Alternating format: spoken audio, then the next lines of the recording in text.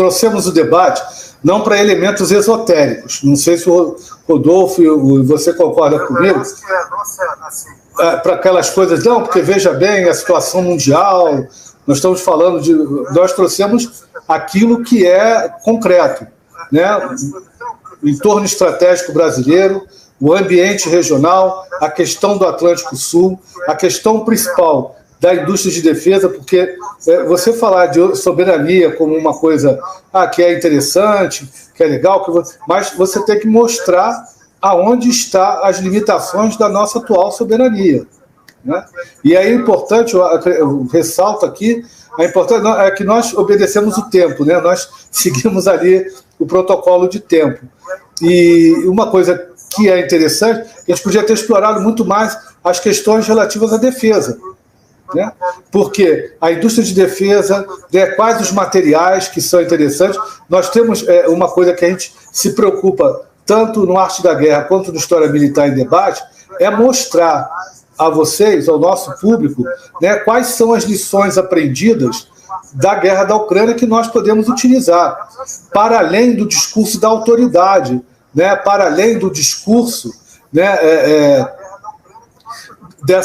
desses lugares comuns, de falar de coisas, leva lá o nível para o nível internacional, faz traz questões políticas que, na verdade, não interessa. A questão é simples, é política de defesa, estratégia nacional de defesa, aonde nós estamos nesse sentido, o que nós observamos e o que nós podemos tirar, talvez, do principal conflito que está acontecendo nesse momento, que é assimétrico e diferente do que vocês pensam. Nós temos um país contra 32. E nós, todo momento, né, aliás, hoje, né, saiu, nós botamos lá no História Militar em Debate, tem um texto do Rodolfo, né, sobre a guerra da Ucrânia, e aí eu vou pedir a ele, Rodolfo, né, eu acho que você considera essa possibilidade, né, de nós usarmos a guerra da Ucrânia para aqueles elementos que nós propomos como talvez um caminho que deve ser debatido pelas Forças Armadas e através do Congresso para aquelas mudanças mais efetivas do gasto militar, do aumento da necessidade, né, da eficiência militar e daquilo que é necessário para fazer uma defesa que realmente tenha um poder dissuasório. Eu queria destacar, com base no que você falou, doutor Ricardo Cabral, o que o professor Albert Cabalé muito bem mencionou. A indústria de defesa ela não pode ficar totalmente sujeita às leis do mercado. Ele citou o paradigma dos Estados Unidos, em que as 4 irmãs, a McDonnell Douglas, a Northrop Grumman, a Boeing e a Raytheon, elas obtêm subvenções diretas do orçamento do Pentágono, e muitas vezes com fundo perdido, dinheiro a fundo perdido.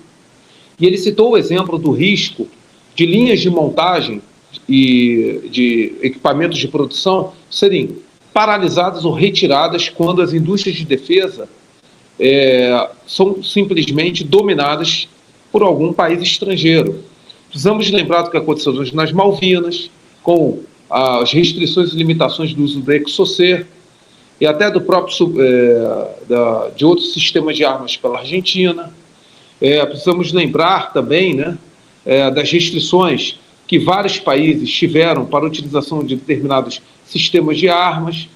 Então, essa dependência crítica foi muito bem explorada pelos senhores hoje na audiência pública, citando a vulnerabilidade estratégica decorrente disso. Vamos pegar as necessidades da Federação Russa em relação à substituição de importações. De 2014 a 2022, houve êxitos, mas não significativos. 43% até a deflagração da guerra, de componentes críticos de tecnologia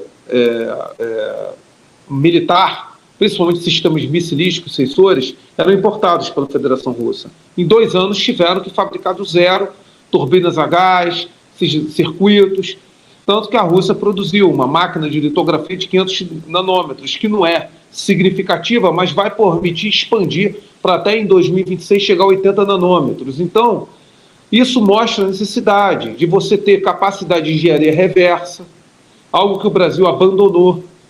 A engenharia reversa ela é adotada pelas principais potências, justamente na busca da sua soberania tecnológica. A China, República Popular da China fez isso, o Japão fez isso, a Coreia do Sul fez isso, principalmente quando há negação daquele acesso àquela tecnologia crítica. Então tudo isso foi muito bem debatido, porque são circunstâncias, fenômenos que infelizmente não são devidamente abarcados, muito menos no cenário político.